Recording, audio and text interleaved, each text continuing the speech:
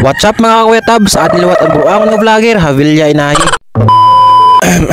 So maupay natin nga aga yung atanan. Siyempre una-una nagpapasalamat ako na akong mga followers nga na akong mga adlaw-adlaw nga nasuporta badaw dila rumamay nga dako ang salamat na iyo nga wari ako iba nga masiring kundi damo salamat. Siyempre nang adlaw adlawat kita kay nagbagtag kita hin lubing nga naton ginlugit DIY lito nga atong hingi mga lugit kay sundang la. So kay base na ako nakikita nga video nga kailangan daw nga di na kailangan magkinagod, so kailangan lugito na lang talagang mayo nga pagtiros-tiros. Nga siyempre kay human ko naman gud talaga lugita badaw ay simpre ato natin ni tiros-tiroson. I mean to nga untaning gagmay nga bago tiros-tiroson hin pino. So kay para dili mabulunan ito aton mga manok. So ang mga nagtatanong para kung din ini amonin organic nga tubong para naton dito na atong farm. Nga dili na kita magsing pa dakon gastos ng tubong. Siyempre may da paraan para makalis kita yung tubong nga siyempre gamitan naton in organic. Ang siyempre nga organic ka tubong basin ako mga experience mas maupay gyapon niyan mga manok mga native chicken naton. Siyempre mas maupay nga tubong nga dili makahas nga usa pa maproseso lang himuon nga masakit la likod na pagdinuko nga makalay kamot nga magumbaga mabutlaw ba daw. So adi sige lagi apon ginang pagtiros-tiros kay kita man lagod nagtiros-tiros nga di kay na akong kaupon nga di sobra busy kay naguutan wa tiren lang ka. At syempre kauman naton sa katuig nga pagtiros-tiros so adi ng finished product so ready to eat na ni mamayang hapon pagbakaunan mga manok ba daw. So mga salamat ta iyo na akong pagbunyog niyo na akong video.